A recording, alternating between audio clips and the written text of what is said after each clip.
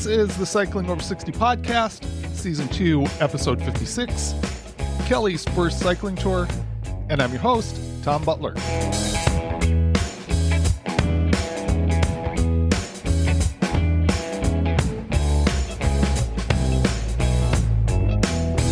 Welcome to the podcast. This is my attempt to share the lessons that I'm learning from people who are helping me stay fit later in life through cycling. On the podcast, you will hear about health topics and, of course, all things about the bike. And you will even hear some things that are bigger topics of nutrition, like last week's focus on potato agriculture. My hope is that if you are a fan of cycling and want to keep pedaling later on in life, that you will find a wide variety of interesting topics on the podcast. Before I get into this week's conversation, here's an update on my challenge for this season. If you are new, I'm going to try and ride across the state of Washington to culminate this season of the podcast. I've been talking about the wildfires and the air quality along the route for a few weeks now. Currently, I'm feeling optimistic about both of these things. InstaWeb, an interagency source for updates on wildfires, has stopped giving daily updates for my main concern, the Easy Fire. I think this is a very good sign that the Easy Fire is seen as manageable.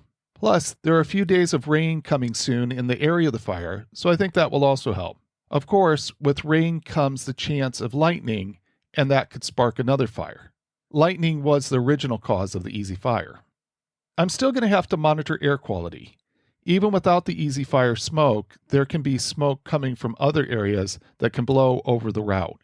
I really need to talk with someone about exposure to moderate air quality. If I'm riding for an hour in moderate air quality, is that an issue? What if I am climbing in moderate air quality? How much more of a risk is there if I'm breathing hard? These are questions I'd like to have more information on. Another factor is that the rain could bring a mudslide. With the ground cover destroyed, heavy rain can be an issue. State Route 20 just reopened from a previous rain-induced mudslide. They removed 7,000 tons of material to open it. In some places, the mud was 10 feet deep. I'm hopeful that between now and September 10th, when I ride through that section, that they will have it even more cleared. I saw a current image of the area and the shoulder was a mess. Fortunately, it does look like the mess is only for a small section. In addition to the ride across Washington, I'm planning on a really easy bikepacking trip for October. This is just to dip my toe in the water. After loading our bikes on the ferry to San Juan Island, we will ride there and spend the night at San Juan Island County Park. The next morning, we'll ride to the ferry dock and take the ferry to Lopez Island to ride around 18 miles round trip to Shark Reef Sanctuary, then back on the ferry to head home. October means a real chance of rainy weather. We'll just have to see if we can get lucky with it. By the end of fall, I will have experienced a lot of what Washington has to offer. I experienced the Olympic Peninsula on the Port Townsend tour we did last weekend. I'm going to be experiencing the North Cascades and the Methow Valley riding across Washington. And the bikepacking on the San Juan Islands means experiencing a really unique part of Washington. I am thrilled to be seeing all these places at the speed of a bicycle.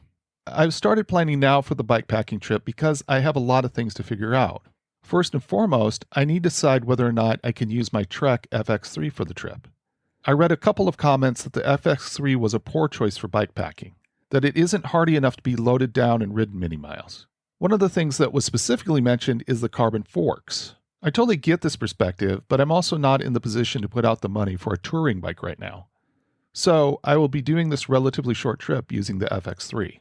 When I used the FX3 to do the Seattle-Portland ride 2 years ago, I weighed 35 pounds more than I currently weigh, and it lasted 206 miles. I figure that as long as I don't put more than 35 pounds of gear on for this overnight trip, then it'll be fine.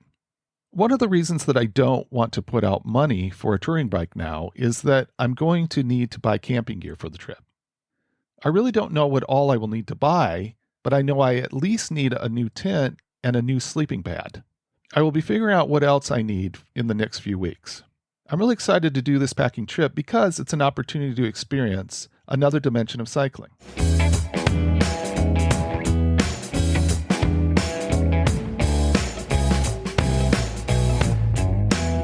It was so fun doing the 3-day Port Townsend tour with my wife, Kelly.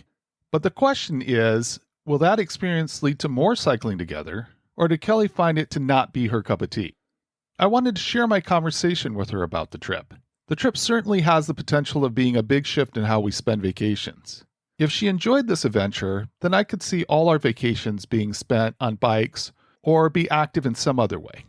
And I see active vacations as a big part of maintaining an active lifestyle as we get older. Here's what Kelly had to say. I am joined by someone this week who I think you've been on the podcast now as much as anybody else. Oh, no. And it is my wife, Kelly. Thanks for joining me, Kelly. Mm-hmm. I guess anytime. You guess anytime? Well, I think anytime, but might not want to make that too common. I know. It's like, this doesn't seem to be like your most favorite activity. Maybe not, but it's good. It's fun. Yeah. You're feeling more comfortable with it? No. Okay. So the reason that we're talking is that we had, in my opinion, one of the funnest weekends we could ever have. And that was our Port Townsend tour that we did. Cascade Bicycle Club put it on. And so I wanted to talk about that and what this has been like for you to start doing this with me, because I think that that's such a powerful thing. When I say this, start doing bike rides with me, longer bike rides with me, because I think it's just such a powerful thing for me to get out there and stay with it. Let's start out with the planning we did for the ride. How many hours would you say it took to get ready for it? You mean including deciding what clothes I'm going to need and ordering those, or just the day before packing or the week before? I mean, what do you mean? I would say like in total, like you listed some of that stuff. This was the first ride that you'd ever done, first group ride that you ever done. Right. We weren't just going out for a day, we were going for a weekend. We were driving for a couple hours to do it. So there was what clothes to wear, what you had to think about that you would need. Do you have a way to put a number of hours it took to get ready for this? I really don't know. But it was a significant amount of time. Well, not as much as I thought it was going to be, honestly. Oh, nice. Okay. Yeah. I mean, shopping online for what clothing you think you need. I mean, I have clothes for one day riding, but not for 3. And trying to figure out what the weather was going to be like was probably the most unknown thing. And so we had to plan for all those things and then have the equipment to manage that. So buying a raincoat and talking about shoe coverings possibly, and, all those things probably took the longest to think about and to find online and order them. Do you think in the future that it would take half as much time, a quarter of the time? How much do you think we'll have to do as far as the planning is concerned for every trip that we do? If it's a similar trip and I have the equipment and there's not changes in the equipment needs, then I'd say at least half as much time. I do think that we spent twice as much time easy that we would normally spend. Now that we've kind of been through that process, just figuring out what questions we needed to ask in order to be prepared, that took a while. Yeah. You and I are not incredibly similar when it comes to planning. We're both equally bad at it.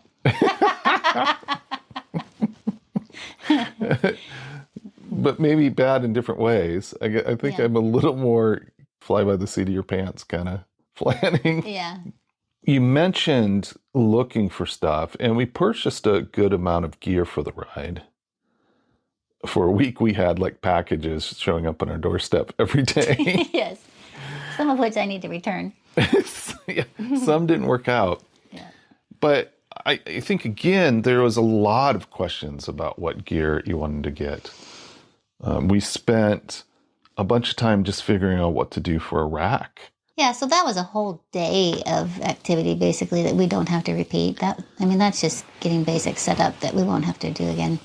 I thought we were going to drive to one bike shop, and then we ended up having to drive all over the place to find it.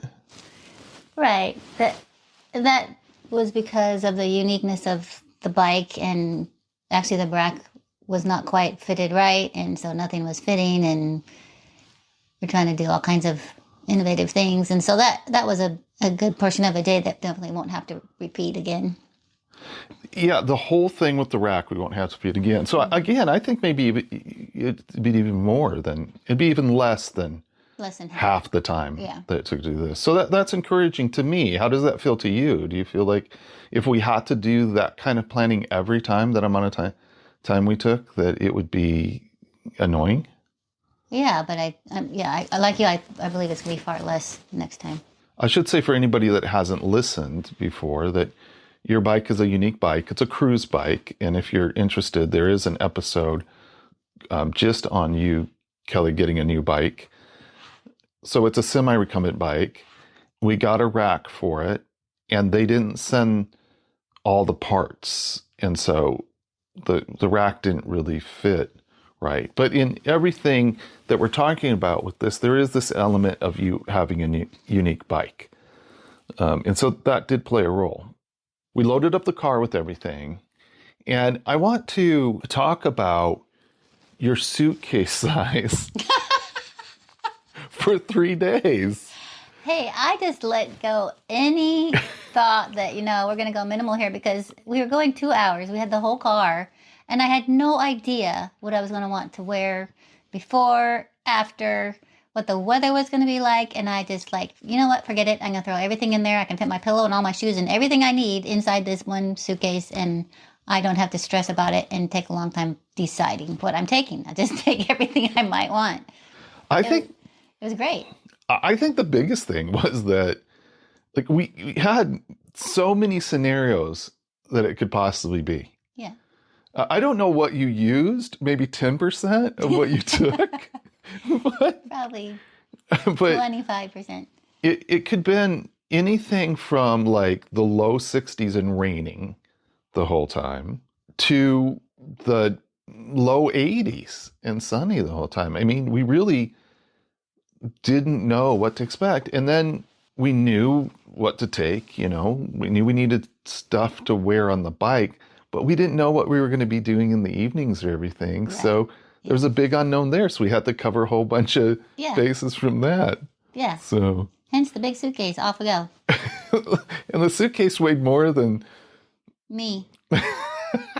More than the bike for sure.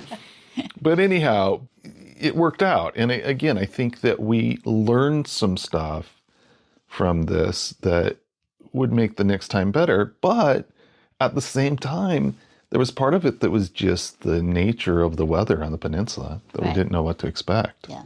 Talk about that aspect of it. How did you feel that the weather turned out compared to kind of what you were anticipating? That was unbelievable. It was perfect. It turned out so much better than what we thought it was going to be. We were expecting rain at least on 2 of the days during the day while we were riding.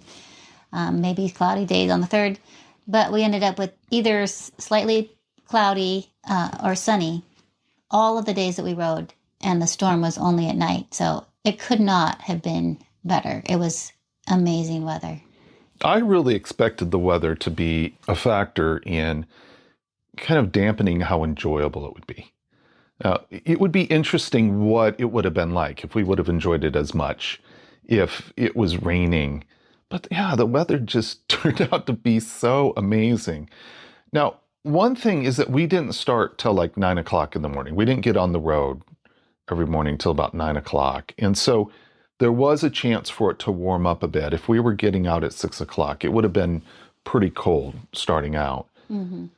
But it made it so nice. And to be in that area of the world and have such beautiful weather, it just really turned out to be nice. It did. I don't ever remember being too hot. It was warm enough that I needed to focus on how much water I took in and electrolytes I took in, but I never remember being too hot. I definitely was not too hot. I had a jacket on in the mornings, so I was comfortable the whole time. We did have flexibility because of your bike. You did have a lot of storage room. You did have a nice big trunk. Yeah. And so that made it nice to have that flexibility, but boy, it was just beautiful. How would you rate our accommodations? acceptable. They were fine. Not. They were just one notch above unacceptable in my mind. Why? It was really a rundown place. And the worst part about it was that you could hear the wall was made out of like paper. It didn't keep me awake. It didn't bother me. And it seemed clean and it was fine. It was just, all it is walls and a bed and a sink. It's all anything is. A microwave. A microwave and a fridge. It had those two things, Yeah. so that was good. We did use the fridge. We did, yep. Green smoothies for breakfast. It was definitely, the bed was comfortable enough. Yeah. You know, it seemed clean. It was really run down. And there was no insulation in the whole place. But so that did keep me awake. There were 2 nights that I didn't sleep very well because of that. So I would definitely want to upgrade our accommodations in the future. Okay. If there was a choice. And really, I think like everything was booked out by the time I got to booking accommodations. Right. And I didn't wait that late. I didn't feel like I waited really late in the process. Let's get to the ride. This was the first time that you were out on a ride with a group of people. Yes. Can you talk about what that was like? I think you were nervous about that at first, right? Yeah, I was nervous about that because I didn't know how close we were going to be. I didn't know if we were going to be packed with people all around. I mean, I just had zero idea of what to expect. While I'm pretty confident on my bike, I still would be nervous if people were all around me. I think you feel like you can still get thrown off on your bike so that you're moving left or moving right more than you want to. In certain situations, yes. Isn't that kind of what you were nervous about being packed in, is that something might happen and you would move into somebody? Yeah. We had about 150 people. And one thing that we did was that we waited and left kind of towards the end of the group leaving. Yes, the first 2 days especially. Would you want to do that again? Or do you think after this experience you feel more comfortable kind of get on the road with everybody? Yeah, I feel more comfortable just getting on the road. In fact, I tried to get you to go faster the third time. I know. I was not catching on. Like, I'm like looking, well, we're not at the end, Kelly. But you were kind of like, yeah, I don't want to be at the end. Let's go. So I think you felt less comfortable passing people than you did like being on the road with people. Yes. Before we did this ride, you weren't thinking that we were going to be passing people as much as we were. Right. That's correct. And I didn't feel as comfortable turning around to look behind me.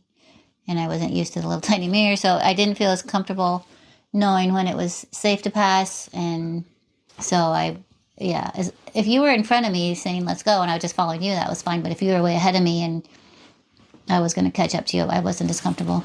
And this was a little bit different than some rides, like the STP, or any ride where you've got like 5,000 people going, then it's going to be a big group of people moving out. This was when we came out of the parking area in the morning, we were single file.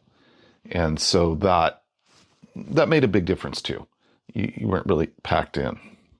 How organized did you feel that the ride was? I thought it was very well organized. I think they did a great job. Yeah, I do too. I mean, every Cascade event I've been on, the only exception I would say to that was I think the nature of a tour. It's not as, I don't know what the word I'm looking for, but encapsulated, I guess would be a way to say it. I mean, they release you and you can wander around and see different places. You definitely have a route, but there's places to stop but at the end of the day, there wasn't really anything going on. You kind of came in, you checked in, but there wasn't like a big finishing area, even at the very end of the ride. Yeah, that was kind of anticlimactic, the very end of the ride. At the end of the ride itself, it would have been fun to have something there, but most of the socializing came, optional after in the evening. again, it's different because people are so scattered out and come in over such a long period of time. Right. One of the things that I really appreciated was there was a guy that in the morning would give a briefing. Yeah, he was awesome. He did such a thorough It job. was great.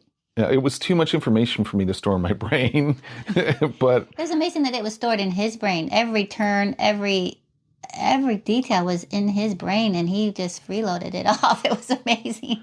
I never saw him reading notes. No. Yeah, so just, hey, watch out for this, and this is, and this is shut down, and da da da da. Excellent job. Shout out to that person who we should remember his name. Yes. We don't. It wasn't 100% of a smooth ride for you. You did go down, what, 2 times? I went down at the top of the hill. It was just kind of like the way I do go down occasionally on this bike is when I'm almost stopped, going really slow or something, and the weight of the front end somehow gets away from me. I don't know how that happens. But so you don't get hurt. And I just stood up and my bike went over basically. You were in front of me that time. Oh, and the gravel. In the gravel, I did slide up. I don't know. They're both pretty minor. I think what the thing that happens with your bike is it gets really squirrely if the wheel gets turned 90 degrees.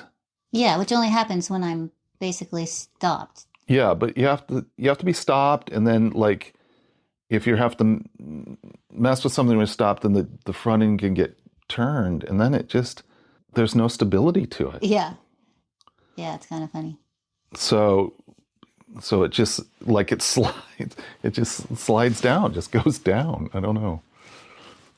And the front end is heavy, and once it gets going, it kind of just keeps going. Yeah. You didn't get hurt. No. Either of those times. Mm-mm. How did you feel about going down? Was it embarrassing or? Yeah, a little bit. I mean, it's just such a weird thing that I don't even understand as it's happening, why it's happening. It's just funny times. Like I'm at the top of the hill and I'm just basically stopping and getting off my bike and it goes over. I don't know. It's weird, but it's just something to laugh with people about, and people are nice. And I think that is one thing that I would point out. They always say how graceful my fall is. Well, that's good. See? That was so graceful, you going down. I think that was one thing that I would note is that people were really cool about it. Yeah. People were checking in, are you okay, and everything. They were really cool about it. If you're an inexperienced cyclist and you're going on one of these tours, I think the people that go on these tours are going to be really nice. If you do, if you don't clip out, you weren't clipped in, but it'd be kind of be equivalent to somebody that's clipped in and they forget to clip out and go over when they're stopped. I think people are going to be really cool about it. Nobody took a chance at joking with you about it. I mean, people could have, for sure, and you wouldn't have taken that bad, but I just thought people were really cool about it. Yeah, definitely. And luckily, it's not like we're, all riding along in a line, and if I fall down, are people going to run into me? It was never a situation like that. There was always times where other people were stopped or slow or, not close to me. So yeah. I don't think you went down on the actual worst part of the route. We basically went mountain biking. That was the funnest part. No, it wasn't. We're going to talk about what you thought was the funnest part. Okay. But that was not the funnest part. But almost everybody was on road bikes. There were a couple bikes that were set up more for off-road. But we go down this trail, and first we had to get through like some trees that was just barely wide enough to get through. Mm-hmm. And then we're on this little tiny trail. It opened up a bit. There was that first part. There was that first part that was kind of tough to get through. And then it kind of opened up. But then there were like roots, huge roots to go over and just all kinds of stuff. People can go onto the Cycling Over 60 Strava Club and see some pictures from our trip. And if you're not a member of that club, please consider joining the club because it's just really fun. I mean, I love it. I love the pictures, but we have some pictures of our trip up there, and you can see one picture. You can see Kelly on her bike, and then you can see the trail. That was a good part of the trail. That was nice and wide and smooth Yeah, but part of it. other parts of that trail, it wasn't that long, but that was an adventure. But you didn't go down on that, and you thought that was fun. Yeah. Makes me think I want to do mountain biking at some point. I can see that. There was the part of the ride that was your favorite part of the ride. The Larry Scott Trail? The Larry Scott Trail. Yes. So talk about why that was so fun to you. Because it wasn't on a highway where there's a whole bunch of cars whizzing by, and there's either a tiny shoulder or no shoulder. I find that somewhat nerve-wracking. I mean, we've done a lot of miles of it now, but that's not my favorite kind of riding. I liked being where there were no cars, and it was pretty, and it was in nature and smooth and beautiful and really fun. So the Larry Scott Trail is an interesting section of trail. It's the first 7 miles of the Olympic Discovery Trail. And the Olympic Discovery Trail is a trail that goes all the way across the Olympic Peninsula, I think 247 miles, if I remember right, which is going to be an absolutely amazing trail. I mean, if you like seeing beautiful country on a bike, like keep an eye out on the Olympic Discovery Trail because it's going to be amazing. We got to hear a presentation one night about the trail, and it's going to be amazing. It went along the waterfront for a lot of it. Mm-hmm. It was not a paved trail, but it was really packed. And, so it was dirt, but it was really hard packed dirt. How did you feel like your bike handled that kind of trail? Really well. That was great. So you didn't feel that was any more difficult than on the road? No. You mentioned you got so much more experience riding on the road with cars than you ever had. Ever imagined I would have. Imagine you had. Maybe you'll feel more comfortable on a roadway with cars, but I think for now, what we're going to be looking for if we're going to do longer rides is we're going to be looking for something like the Larry Scott Trail to ride on.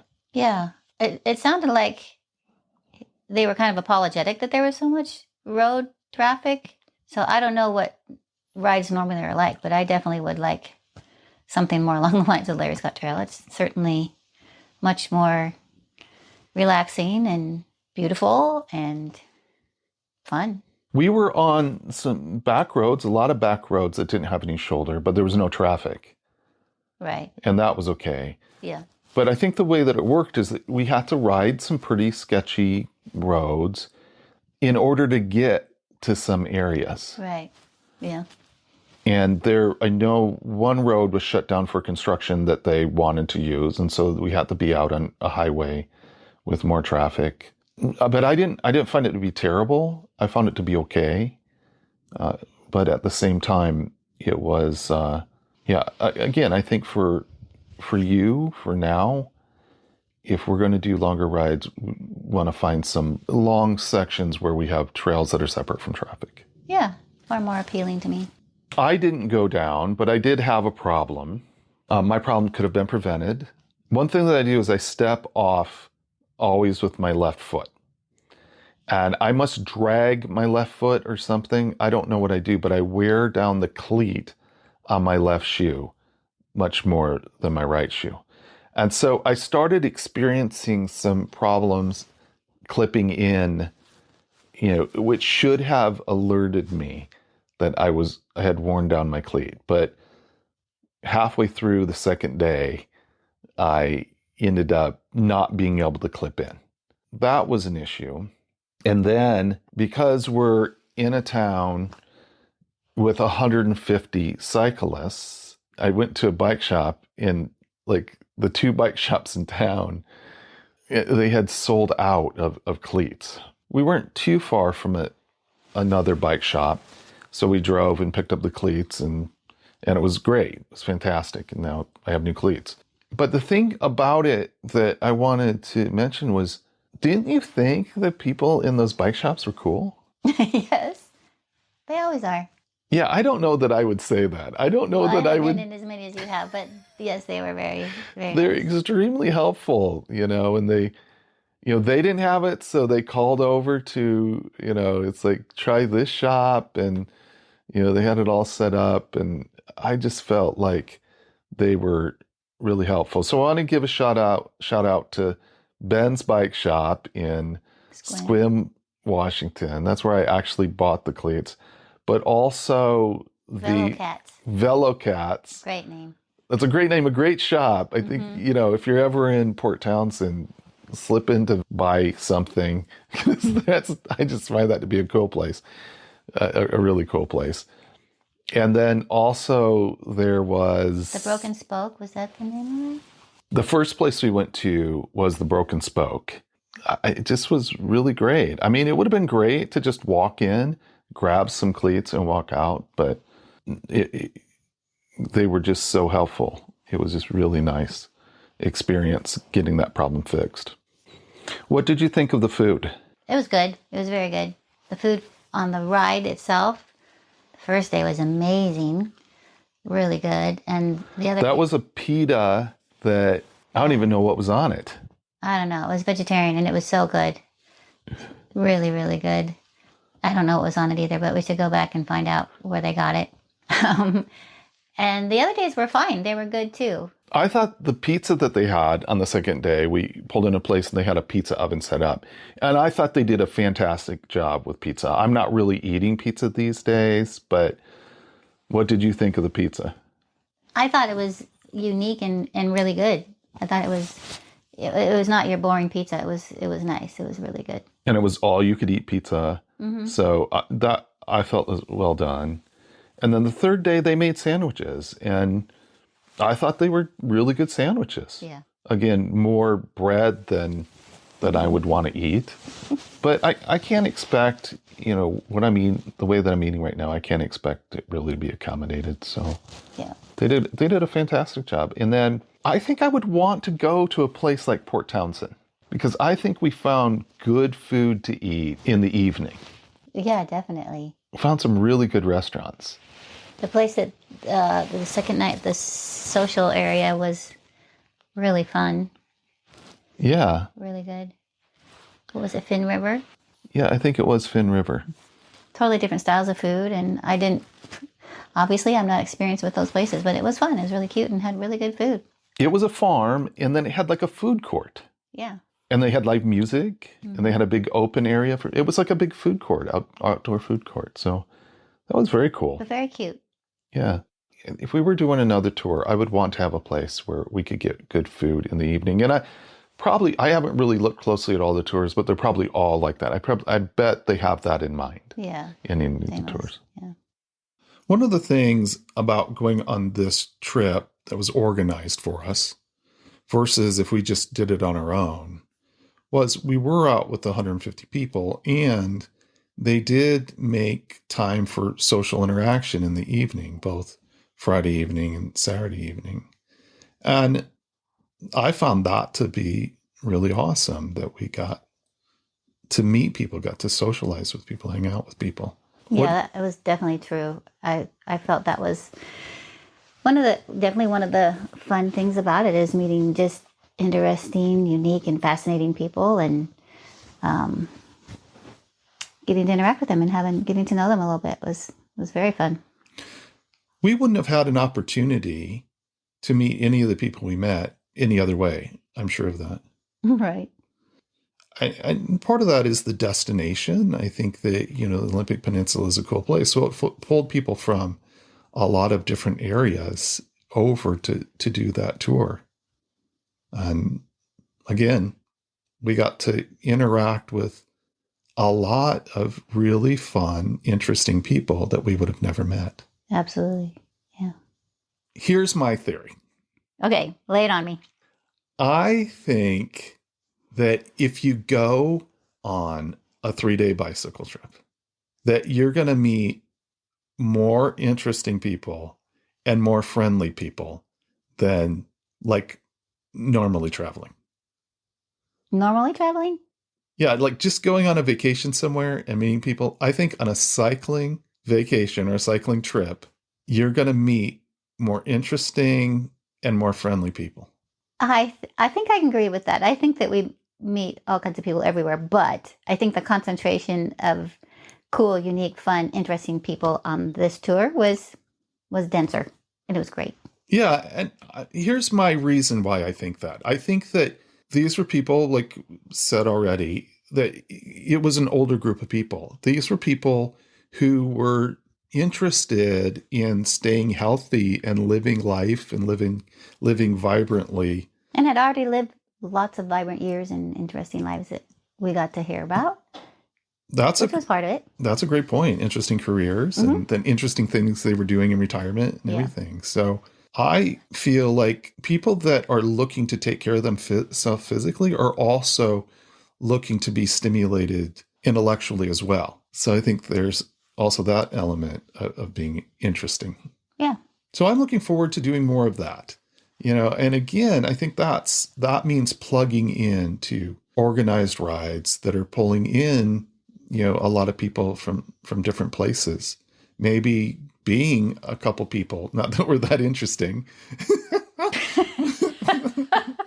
but a couple people that come from a different place, that. Yeah, we come from a very different place than most people. Just laying that out there. So, because again, it's fun, meeting people that you wouldn't normally meet, just hanging around home. Yep. Another perk of an organized ride. Yeah. We had received Powered by Potato jerseys from the Washington Potato Commission. Yes. So we were repping. Yes. We were repping potatoes. Yes. How did you feel about that? Well, it was kind of fun because people actually, lots of people asked us what's with the potatoes. So, So it was fun. Yeah, I thought that was fun. We'll do that again sometime. Rep potatoes, and thanks to the Washington Potato Commission for sending us the jerseys. That was fun. Yes, it was. I was nervous about going too slow up the hills. I can go really slow up a hill. I've had to learn how to go really slow up a hill. And there was some steep hills. There were some decent hills. Yeah. And so I was worried about going too slow and that you would not be able to control your bike going really slow. That was a dynamic for me. How did you feel about that towards the end? Was that something that you felt was really manageable? Yeah, definitely. I've been surprised at how slow I can go and control the bike. I was really surprised by that. But of course, I always have the opportunity. I can just use a little bit of assist and go faster. I was never concerned about that because I knew that I didn't have to go slow, even if I was tired. So I think probably in the future, there's a few hills I would go slower on. But I think it is good that you do have the option that if you feel like you need to go a little bit faster, you can just go faster because of the assist and just meet me at the top of the hill. I think that there was at least a couple times that I felt really good about that it worked out really well for you to do that. We spent quite a bit of time alone. We did on some of the back roads, especially. Yeah. So I was surprised by that, but we would be stopped for lunch, something, and then take off and not see anybody for a while. Just the two of us on the road. Mm-hmm. How do you feel about that? Well, I was surprised too, but it makes sense. I mean, there's a lot of miles to spread out on, and every level of abilities and desire to go fast or slow. So, I mean, it kind of makes sense. We must have been going at the pace of most people, is what I'm thinking. Because to get on the road by yourself and not, we didn't catch people very often. We did catch people, and we weren't caught by many people. So I think we must have been going at about the pace that when you get out there, going any faster, any slower than anybody else. It's good that we weren't the slowest people out there. We definitely were not. How would you rate my navigation skills? Really good, especially after the first day. The first day was a little iffy. Well, that is actually a better response than I expected. I did have a new computer, and it did take me a little bit to get used to the navigation on the computer. It was the first time I had really used the navigation on the computer. So that first day was a little sketchy, but it was really nice since we were alone. I mean, they did have Dan Henry's on the road. They did have, places that showed you where to turn, but I really found the navigation, having a computer with navigation, awesome. But they also did a really nice job of marking the road. I thought that was something that was very well done also.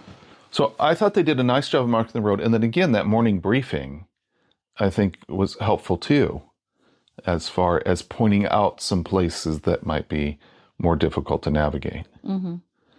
There was maybe one time in the 3 days that I think they got it wrong. I think they got the marker wrong on the road. But it took about 7, 8 of us gathering around there to figure out, okay, we're definitely going this way. Yeah. But yeah, they did a really good job. But I'm glad that you felt like my navigation skills were good. That's what's important. Okay, good. Do you feel like you learned anything about staying fit in your 70s? I did. Because there were so many people in their 70s. I was blown away. I was really inspired by the people that were there. I thought it was really, really cool. There were many people older than us. More older than younger. Do you think that's right? I don't know about that. Maybe not. But we could have been like in the middle as far as age is concerned. Mm-hmm. I think there were probably a lot of people in their 50s, but it was not a ride for young people. Okay, there's one thing that I feel like we need to figure out, and that's water intake. Do you think that you took in enough water? Do you think that the setup that you had for water was adequate? Yeah. You do? I didn't feel like you were taking in water as you were riding very much. I wasn't very hot. Okay. I felt like I was taking in enough. So we had a hydro pack that was hanging on the back of your bike, attached to your bike. People have to realize you're in a seat leaning back. You're not on a saddle. And then beside you on that seat, there was a magnet where we had the hose from the hydro pack. If it was a hot day and you couldn't drink while you're stopped, you had to drink while you're moving. Do you feel like you would have been able to use that system? Yeah. Yes. I did use it some. Okay, so are you happy with the water system you have, or do we need to do something to fix it? No, I think it's fine. You did 125.32 miles in 3 days. Mm-hmm. Now that is the most by far that you've spent on a bicycle in a weekend. Well, yeah, each of those days was equal to or more than I'd ridden in a day before. Pretty close. Pretty close, yeah. I mean, going 47 miles in one of those days, that was... The first day. On the first day. I mean, that was a good long ride. Yeah. How do you feel about it? I felt great. Yeah. Yeah, because I didn't hurt and I went for a long ride, but I felt good. It wasn't like, oh my goodness, I can't do that again. It seems like one of the biggest things about the trip is that you rode 3 days in a row, like farther than, any ride you'd ever done. And you weren't sore. Right. The position that you were in, I think your back maybe was not used to like sitting in that position for so long. Yeah, my back, I did discover some back muscles that I don't typically use. So I had a little bit of soreness there, but it was mild. The whole thing was amazing. I went back to work the next day and I had 0 issues. I was not sore. So that's just huge. Yeah.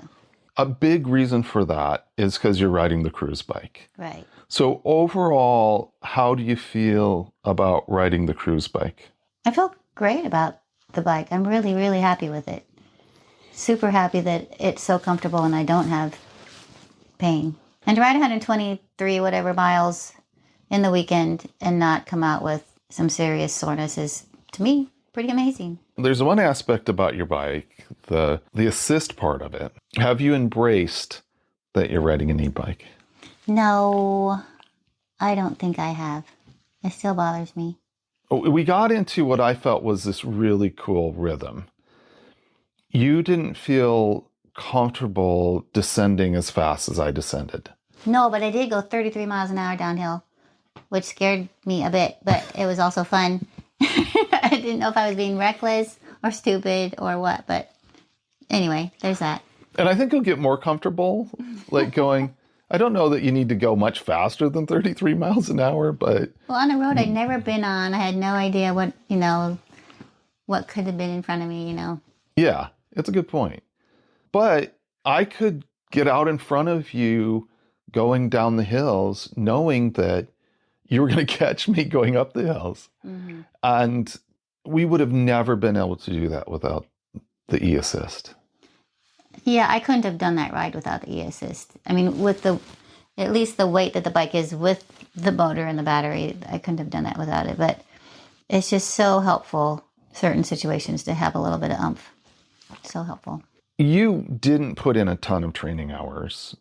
Mm-mm. And, you don't really bike as much as I do. So the truth of the matter is, even without the weight of the motor and everything, you would have not been able to keep up on the hills. It would have been difficult for you going up those hills. Yes. So I would say that e-assist makes it possible for us to bike together. So It does. I love it.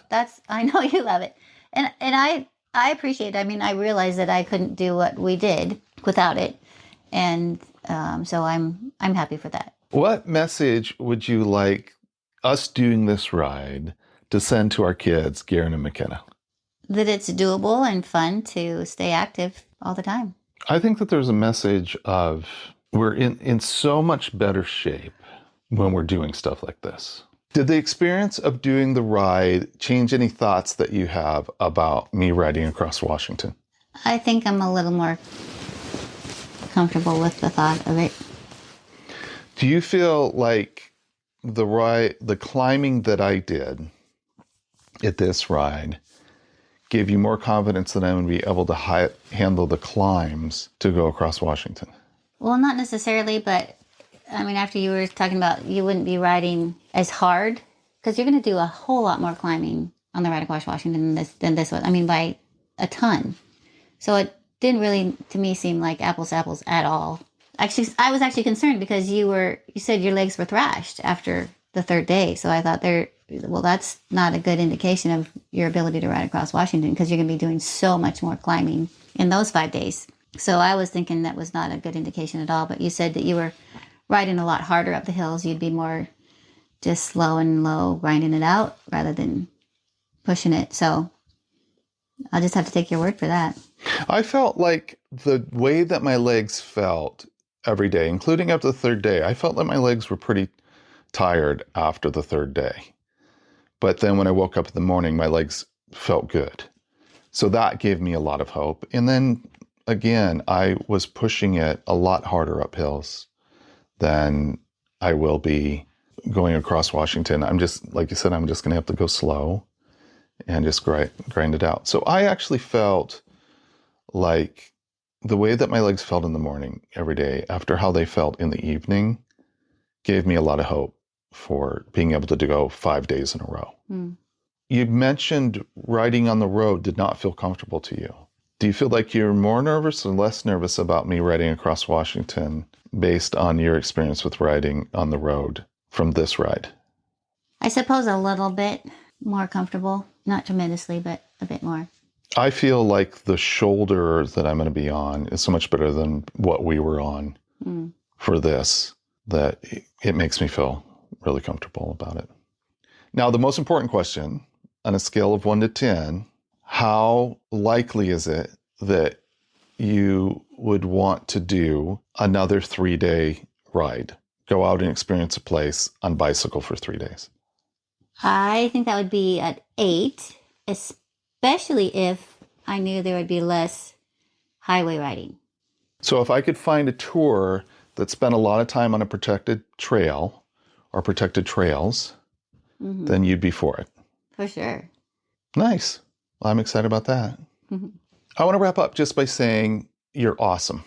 I'm super proud of you. It was so much fun for me. I just loved it. And thank you for being willing to go on this adventure with me. Oh, well, thank you for making it happen.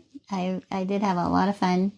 And I'm really thankful that you are doing your significant part at keeping us active as we get older. Nice.